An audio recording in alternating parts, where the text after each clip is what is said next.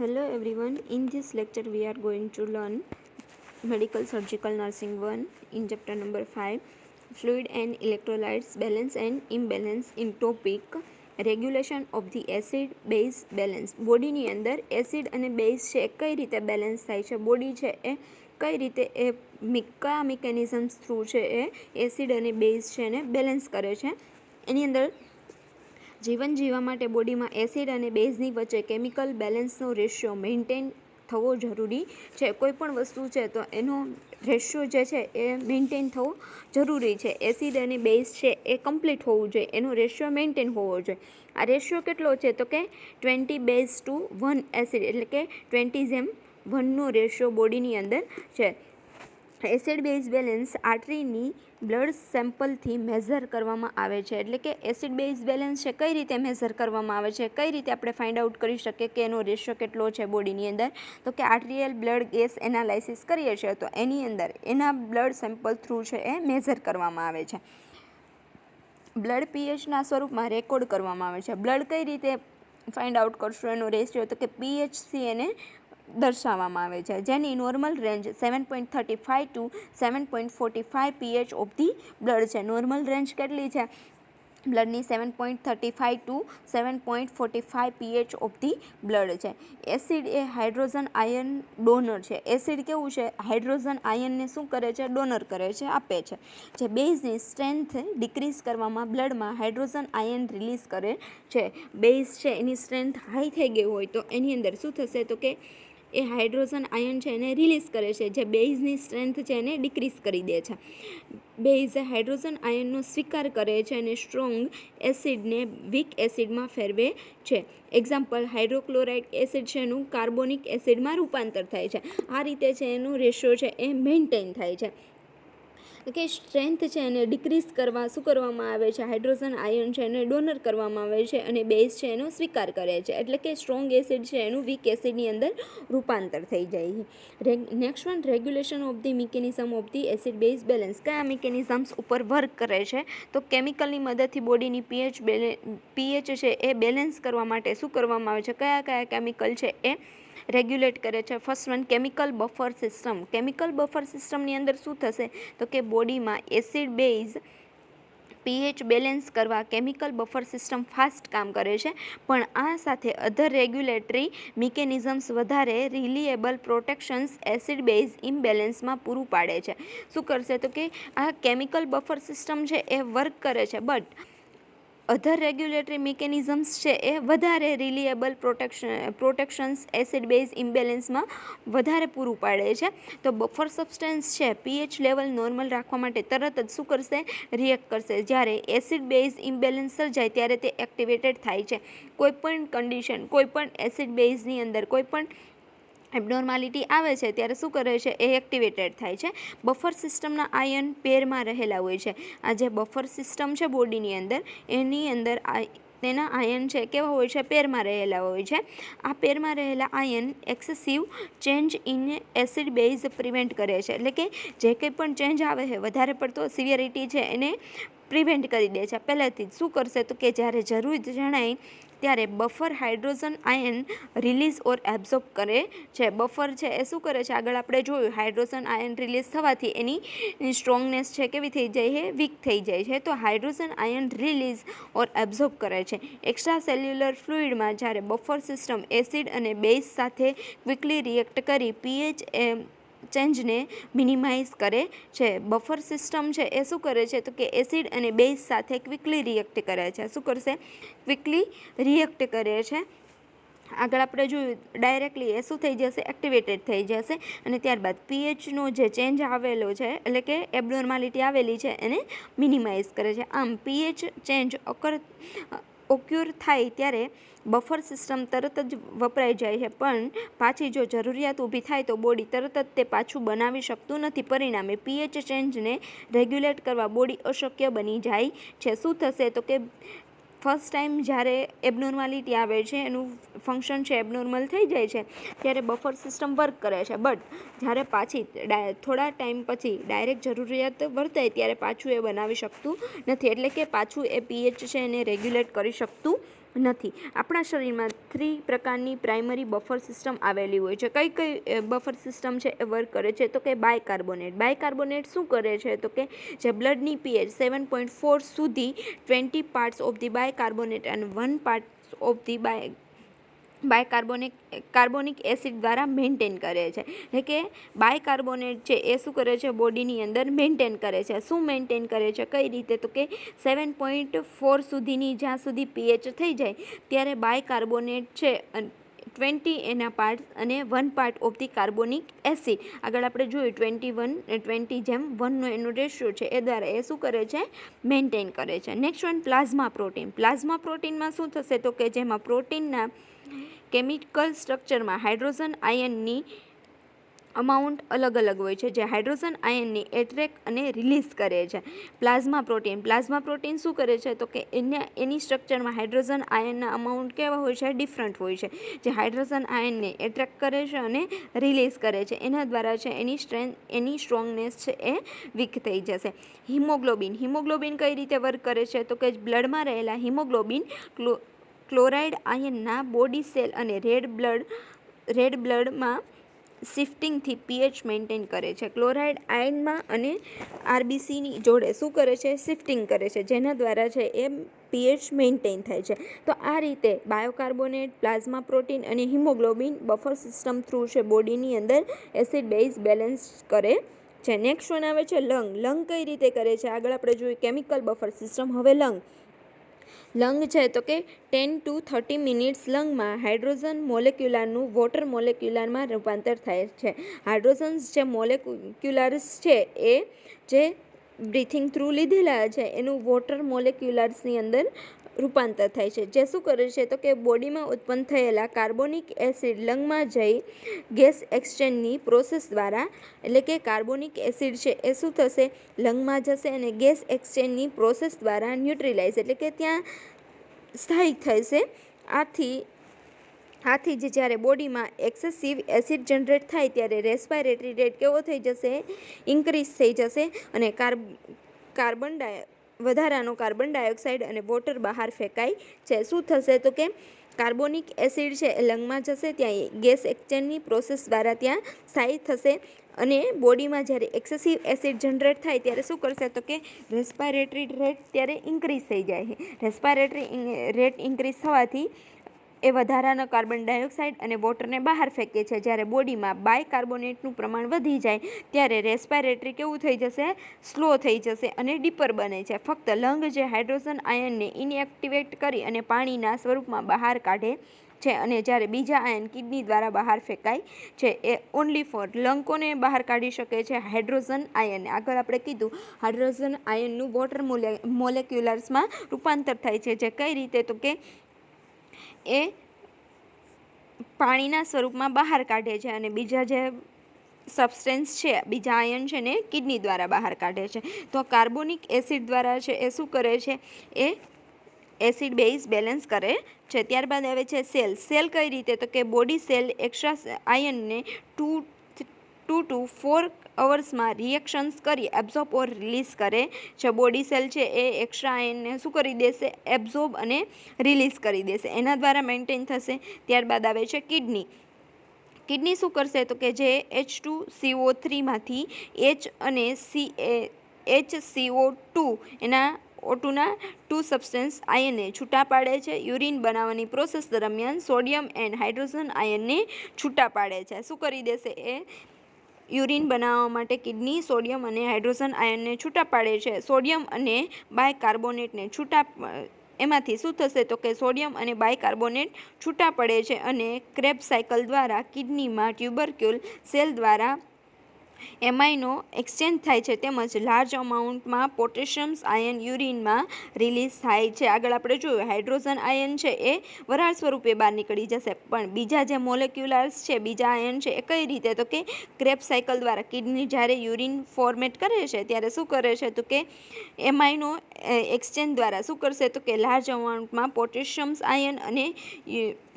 Ion છે એ યુરિનમાં release થાય છે. આ રીતે છે એ બેલેન્સ કરે છે. નેક્સ્ટ વન આ કન્ડિશનની અંદર જ્યારે એબનોર્માલિટી આવે છે એ ત્યારે શું થશે તો કે એસિડોસિસ કન્ડિશન જોવા મળે છે.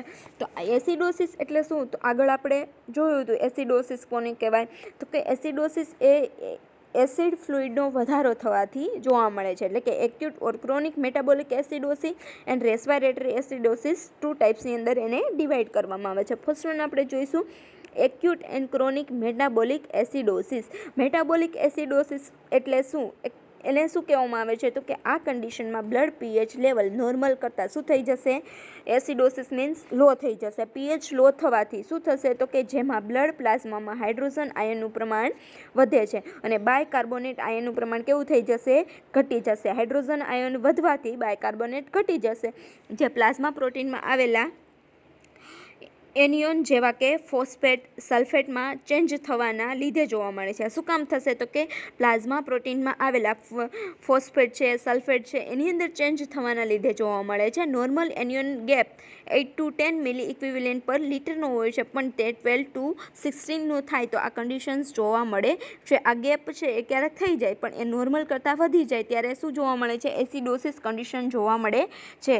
એસિડોસિસ કન્ડિશન કયા કોઝિસના કારણે જોવા મળે છે તો કે ડાયેરિયા છે, excessive administration of the chloride, આગળ આપણે જોયું ફોસ્ફેટ છે, સલ્ફેટ છે, એના ચેન્જીસ થવાના લીધે, રિનલ ઇન્સફિશિયન્સી એટલે કે એનું ઓબ્સ્ટ્રક્શન્સ થવાના કારણે એ કમ્પ્લીટ ફંક્શન કરશે નહીં, જેના કારણે આયન છે એ બહાર જશે નહીં.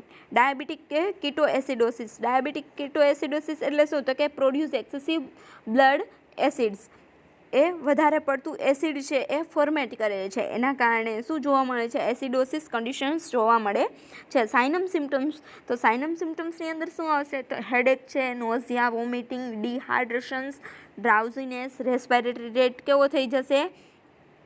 હાઈ થઈ જશે.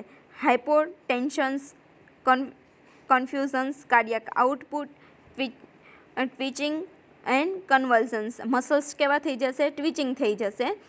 ધેન કન્વલ્સન્સ. આટલા સાઇનમ સિમ્ટમ્સ છે એ જોવા મળે છે. ઇન્વેસ્ટિગેશન્સ આગળ આપણે જોયું તો આનું બ્લડ પીએચ છે કઈ રીતે ફાઇન્ડ આઉટ કરવામાં આવે છે? Arterial blood gas analysis through છે એ ફાઇન્ડ આઉટ કરવામાં આવે છે. તેમાં આયનના સબસ્ટેન્સ છે એની જે બેલેન્સ છે એ કેટલું છે એ ફાઇન્ડ આઉટ કરી ત્યારબાદ છે એ એસિડોસિસ કન્ડિશન્સ છે કે નહીં ડાયગ્નોસ્ટિક છે એ ફાઇન્ડ આઉટ કરવામાં આવે છે. Next one management. મેનેજમેન્ટની અંદર શું આવશે તો કે સૌથી પહેલાં તરત જ દર્દીનું એસિડ બેઝ ઇમ્બેલેન્સ રેગ્યુલેટ થઈ ગયું છે તો એને રેગ્યુલેટ કરતા ઇન્જેક્શન્સ સોડિયમ બાયકાર્બોનેટ આપી દર્દીને શક્ય હોય તેટલી ઝડપથી આલ્કલાઇઝ કરવું જોઈએ. સોડિયમ બાયકાર્બોનેટ શું કરશે? આલ્કલાઇઝ કરશે. હાઇડ્રોજન આયનનું પ્રમાણ વધી જાય તો સોડિયમ બાયકાર્બોનેટ એને આપવામાં આવે છે, એટલે કે આલ્કલાઇઝ કરવામાં આવે છે એસિડોસિસમાંથી. બેઝ લેવલ વધારા સોડિયમ લેક્ટેટ આપવું જે લીવર દ્વારા બાયકાર્બોનેટમાં શું કરે છે? એનું રૂપાંતર કરે છે. ઘણીવાર રિનલ લેક્ટેટ સોલ્યુશન્સનો ઉપયોગ કરવામાં પણ આવે છે. જો ડાયાબિટીક કીટોએસિડોસિસ હોય તો ડૉક્ટર ઓર્ડર મુજબ ઇન્સ્યુલિન આપવામાં આવે છે. લેબોરેટરી ઇન્વેસ્ટિગેશન્સ કેરફુલી ઓબ્ઝર્વ કરવા, હાઇપરકેલેમિયા, ડિહાઇડ્રેશન્સ, ઓલિગુરિયા, વાઇટલ સાઇન ચેક માટે ઓબ્ઝર્વેશન્સ કરવું, input and output chart maintain કરવો. સિવિયર કેસીસમાં હિમોડાયાલિસિસ ઓર પેરિફેરલ ડાયાલિસિસ કરવામાં આવે છે. પેરિફેરલની અંદર શું કરવામાં આવે છે? પેરિટોનિયલ કેવિટીમાંથી ડાયાલિસિસ કરવામાં આવે છે. તો આ રીતે એસિડોસિસ છે એ કન્ડિશનની અંદર શું થશે તો કે હાઇડ્રોજન આયન ઇન્ક્રીઝ થઈ જશે અને બાયકાર્બોનેટ આયન છે એ ડિક્રીઝ થઈ જશે. તો આ કન્ડિશનને શું કહેવામાં આવે છે? એસિડોસિસ. નેક્સ્ટ વન આવે છે acute and chronic respiratory acidosis. આગળ આપણે જોયું એ કેવું હતું તો મેટાબોલિક એસિડોસિસ. હવે આવે છે રેસ્પિરેટરી એસિડોસિસ. તો આમાં બ્લડ પીએચ 7.353 ઓછી જોવા મળે છે. એસિડોસિસ છે એટલે એની પીએચ કેવી થઈ જશે? ઓછી. કાર્બોનિક એસિડનું બ્લડમાં કોન્સન્ટ્રેશન્સ વધી જાય છે. શું થશે? કાર્બોનિક એસિડનું બ્લડની અંદર જે કોન્સન્ટ્રેશન છે એ વધી જાય છે, જેનાથી શું થશે તો કે પાર્શિયલ પ્રેશર કાર્બન ડાયોક્સાઇડનું 42 mmHg કરતાં પણ વધી જાય છે. આ કન્ડિશન એક્યુટ ઓર ક્રોનિક ઇન્ફેક્શનના કારણે જોવા મળે છે. આમાં જોઈએ તેટલો કાર્બન ડાયોક્સાઇડ લંગ દ્વારા બહાર નીકળતો નથી, એટલે આ કન્ડિશન્સ ઉત્પન્ન થાય છે. કાર્બોનિક એસિડ છે એનું પ્રમાણ વધી જવાથી શું જોવા મળે છે? Respiratory acidosis. CO2 આપણે કહીએ ને એનું પ્રેશર વધી જાય બોડીની અંદર, તો કે 42 mmHg કરતાં પણ વધી જાય છે. શેના કારણે જોવા મળે? ક્રોનિક ઇન્ફેક્શન છે, કોઈ પણ એવી કન્ડિશન છે એના કારણે જોવા મળે છે. કમ્પ્લીટ અમાઉન્ટ્સની અંદર લંગ છે એ CO2 બહાર કાઢતો નથી. કયા કોઝના કારણે? તો કે રેસ્પિરેટરી ટ્રેક ઇન્ફેક્શન્સ છે અથવા તો ઓબ્સ્ટ્રક્શન્સના કારણે. Then overdose of the sedative drug લેવામાં આવે તો એ કમ્પ્લીટ છે રેસ્પિરેશન્સ કરી શકતું નથી. ધેન માઇસ્થેનિયા ગ્રેવિસ એટલે કે નર્વસ સિસ્ટમ છે એની એબનોર્માલિટીના કારણે. એટેલેક્ટોસિસ એટલે કે લંગ છે એ શું થઈ જશે? કોલેપ્સ થઈ જશે. એક્યુટ રેસ્પિરેટરી ડિસ્ટ્રક્શન્સ થવાના કારણે. ઇનએડિક્વેટ વેન્ટિલેશન્સ ઓફ ધી એલ્યુઓલાઈ કેવી થઈ જશે? સ્મોલ થઈ જશે એના કારણે. ધેન ન્યુમોથોરેક્સ એર છે એ લીક થવાના કારણે. Impaired રેસ્પિરેશન્સ and muscles, respiratory muscles છે એ ઇમ્પેર્ડ, કમ્પ્લીટ એ વર્ક કરશે નહીં. ઇન્વેસ્ટિગેશન તો કે બ્લડ ગેસ એનાલાઇસિસમાં શું ચેક કરવામાં આવે છે? CO2, સીરમ કાર્બોનિક એસિડ છે એ ચેક કરવામાં આવે છે. Then partial pressure of the carbon dioxide છે એનું પ્રમાણ જોવામાં આવે છે અને એનું પ્રમાણ ઘટે છે કે વધે છે. ધેન કાર્ડિયાક કન્ડિશન જોવા માટે શું કરવામાં આવે છે? ECG જોવામાં આવે છે. ત્યારબાદ આવે છે મેનેજમેન્ટની અંદર શું? તો કે બ્રોન્કોડાયલેટેડ ડ્રગ આપવામાં આવે છે. રેસ્પિરેશન ઇન્ફેક્શન માટે એન્ટીબાયોટિક આપવામાં આવે છે. એરવે કેવો હોવો જોઈએ? ક્લિયર કરવા શું કરવામાં આવે છે? સક્શન કરવામાં આવે છે. સપ્લિમેન્ટ ઓક્સિજન આપવો જોઈએ. જરૂર પડે તો દર્દીને મિકેનિકલ વેન્ટિલેટરમાં રાખવો જોઈએ. દર્દીને સેમી ફાવલર પોઝિશન્સમાં રાખવો જોઈએ. વાઇટલ સાઇન્સ એક્યુરેટલી મેન્ટેન કરવા અને ઇન્ટેક આઉટપુટ ચાર્ટ છે એ મેન્ટેન કરવામાં આવે છે. નેક્સ્ટ કન્ડિશન આવે છે આલ્કોલિસિસ. આ શું હતું?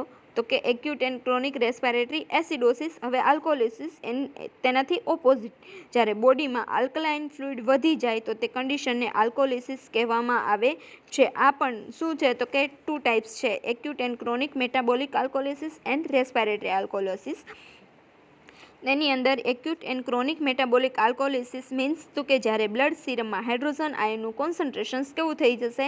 ઓછું થઈ જશે. એસિડોસિસની અંદર વધી જાય છે અને આલ્કોલિસિસની અંદર ઘટી જશે.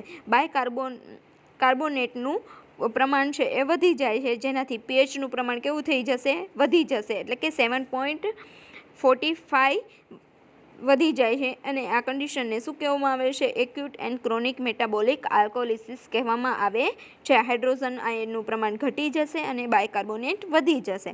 કોઝિસ તો કે વોમિટિંગ છે, GI સક્શનિંગ, GL સક્શનિંગ એટલે કે ગેસ્ટ્રિક સક્શનિંગ કરવામાં આવે. Potassiums loss due to the diuretic, potassium છે એ લોસ થઈ જાય વધારે પડતું, એટલે કે કિડની દ્વારા. આગળ આપણે જોયું કિડની દ્વારા છે આયન બહાર નીકળે છે તો ડાયુરિટિક આપવામાં આવે તો એના કારણે loss of the hydrogen ion, adrenocorticoid hormone છે એ વધવાથી. પાયલોરિક સ્ટેનોસિસ એટલે કે ગેસ્ટ્રિક ઓબ્સ્ટ્રક્શન આવવાથી અને એન્ટાસિડ વધારે લેવાથી શું જોવા મળે છે? આલ્કોલિસિસ કન્ડિશન જોવા મળે છે. સાઇનમ સિમ્ટમ્સ શું થશે? તો કે nausea, vomiting, restlessness, twitching of the muscles, diarrhoea, tachycardia, irritability and agitations and coma એટલે કે stupors, one type of the semi consciousness જેવી કન્ડિશન જોવા મળે છે. અને ECGની અંદર T wave running into P waves જોવા મળે છે. નેક્સ્ટ વન આવે છે ઇન્વેસ્ટિગેશન્સની અંદર શું? તો કે આર્ટિરિયલ બ્લડ ગેસ એનાલાઇસિસ જેમાં બાયકાર્બોનેટનું પ્રમાણ વધે છે. આર્ટિરિયલ બ્લડ ગેસ એનાલાઇસિસ દ્વારા ચેક કરવામાં આવે છે બાયકાર્બોનેટ વધે છે. Then partial pressure carbon dioxide level કેવું થશે? વધી જશે. સ્ટેથોસ્કોપથી એક્ઝામ કરતાં હાઇપોવેન્ટિલેશન્સ જોવા મળે છે. મેનેજમેન્ટની અંદર શું આપીશું? તો કે હાઈ પોટેશિયમ એન્ડ ક્લોરાઇડવાળો ડાયટ લેવા માટે એડવાઇસ કરવામાં આવે છે. બનાના છે, એપ્રિકોટ્સ એટલે કે one type of the peach, dry peach એટલે કે એનું જ એવું જ કે dry peach, nuts, fried fingers, અંજીર, ઓરેન્જ વગેરે આપવું જોઈએ. ધેન એડેડ ઇલેક્ટ્રોલાઇટવાળા IV ફ્લુઇડ થેરાપી આપવામાં આવે છે જેમાં 5 to 10 મિલી ઇક્વિવેલન્ટ પર લિટરનો લોસની ગણતરી કરી પોટેશિયમ આપવામાં આવે છે. કિડની બાયકાર્બોનેટ એક્સક્રીશન્સ વધારવા ડાયમોક્સ આપવી. બાયકાર્બોનેટ વધી ગયું છે બોડીમાં તો એ એક્સક્રીટ કરવા માટે શું આપવામાં આવે છે? ડાયમોક્સ આપવામાં આવે છે. જો લોંગ ટર્મ ડાયુરિટિક દર્દીને આપવાના થાય તો પોટેશિયમ સપ્લિમેન્ટ એડ કરવાનું. ડાયુરિટિક આપીએ તો વધારે પડતું શું થઈ જાય? લોસ થઈ જાય. તો પોટેશિયમ સપ્લિમેન્ટ એડ કરવાનું. હાઇડ્રોજન આયનનું લેવલ વધારવા. એમાઇનો ક્લોરાઇડ આપવું. ધેન ઇલેક્ટ્રોલાઇટ ઇમ્બેલેન્સ માટે ફ્રિકવન્ટલી લેબોરેટરી વોલ્યુમ ચેક કરવું. હાઇપોકેલેમિયા અને મેટાબોલિક આલ્કોલોસિસ માટે દર્દીને વોચ કરવું. વાઇટલ સાઇન્સ ઇન્ટેક આઉટપુટ ચાર્ટનો એક્યુરેટ રેકોર્ડ રાખવો. આ રીતે છે એને ટ્રીટ કરવામાં આવે છે. નેક્સ્ટ ટાઈપ્સ છે acute and chronic respiratory alkalosis. એની અંદર શું થશે તો કે જ્યારે આર્ટરિયલ બ્લડ પીએચ વોલ્યુમ 7.45થી વધી જાય અને પાર્શિયલ પ્રેશર કાર્બન ડાયોક્સાઇડનું normal level 30 to 45 mm of Hgથી ઘટી જશે તો આ કન્ડિશનને રેસ્પાયરેટરી આલ્કોલિસિસ કહેવામાં આવે છે. કાર્બન ડાયોક્સાઇડનું પ્રમાણ છે કેવું થઈ જશે? ઘટી જશે. તો આ કન્ડિશનને શું કહેવામાં આવે છે? રેસ્પાયરેટરી આલ્કોલિસિસ. કોઝિસ, કયા કોઝિસના કારણે? તો હાઇપર વેન્ટિલેશન્સ, જ્યારે વધારે CO2 બહાર નીકળી જાય, જેમ કે હિસ્ટેરિયા, સેલિક સાઇલેટ પોઈઝનિંગ. એની અંદર શું થશે તો કે aspirations, one type of the aspirations poisoning છે. તો એની અંદર એસ્પિરેટ કરે પોઈઝનિંગ તો એમાં CO2નું અમાઉન્ટ છે વધારે પડતું બહાર નીકળી જાય, જેના કારણે શું જોવા મળે છે? આલ્કોલિસિસ કન્ડિશન. બેક્ટેરિયલ ઇન્ફેક્શન્સ એટલે કે ગામા નેગેટિવ બેક્ટેરિયા દ્વારા લાગેલું હોય. વેન્ટિલેટરનું સેટિંગ બરોબર ન હોય એટલે કે જેટલા અમાઉન્ટની અંદર એ O2 ઇન્ટેક કરે છે એટલા અમાઉન્ટની અંદર CO2 છે એ આઉટ ના થતો હોય એના કારણે ઇન્ટ્રાક્રેનિયલ ઇન્જુરીના કારણે, એક્સ્ટ્રીમ એન્ઝાઇટી સ્ટેજના કારણે. તો આ કન્ડિશનની અંદર સાઇનમ સિમ્ટમ્સ શું જોવા મળશે તો કે હેડેક છે, હાઇપર રિફ્લેક્સ છે, કન્વલ્ઝન, નમનેસ, ટિંગલિંગ સેન્સેશન જોવા મળે છે, tachycardia, loss of the concentrations, muscular twitching, gasping breathing gap જોવા મળે છે. કમ્પ્લીટ લઈ શકશે નહીં. ટિનિટસ એટલે કે હિયરિંગ કેવું થઈ જાય? આની અંદર લોસ થઈ જાય એટલે કે ઇયર છે એ કમ્પ્લીટ કોન્સન્ટ્રેટ કરી શકે નહીં. ધેન વાઇડ પલ્સ કેવા જોવા મળશે? વાઇડ જોવા મળશે, એકદમ વિથ સાઉન્ડ જોવા મળે છે. ઇન્વેસ્ટિગેશનની અંદર શું તો કે arterial blood gas analysis, serum analysis for electrolyte balance and ECG study કરવામાં આવે છે. મેનેજમેન્ટની અંદર તો કે eliminated cause of the hyperventilations છે એ કમ્પ્લીટ કયા કોઝના કારણે છે ફાઇન્ડ આઉટ કરી એને ટ્રીટ કરવામાં આવે છે. પેશન્ટને જો એન્ઝાઇટી હોય તો દર્દી સાથે એન્ઝાઇટી દૂર કરવી. દર્દીને પ્લાસ્ટિકની બેગમાં શ્વાસ કાઢવા અને લેવાનું કહેવાનું, જેથી CO2 પાછો શ્વાસમાં જતાં CO2નું લેવલ વધી જાય. ઘણા કેસમાં શું કરવામાં આવે છે? સિડેટિવ આપવામાં આવે છે. એટલે કે સિડેટિવ આપવામાં આવે તો કમ્પ્લીટ વર્ક કરશે નહીં. સિડેટિવ આપવાથી એ કમ્પ્લીટ ફંક્શન કરશે નહીં કે જેના લીધે બોડીની અંદર CO2 છે એ વધારે અમાઉન્ટની અંદર સ્ટોરેજ થાય. તો આ રીતે આલ્કોલોસિસ કન્ડિશન છે એને ટ્રીટ કરવામાં આવે છે. એસિડોસિસની અંદર શું થશે? હાઇડ્રોજન આયનનું લેવલ છે એ વધી જાય છે અને આલ્કોલોસિસની અંદર એનું લેવલ છે એ ઘટી જાય છે.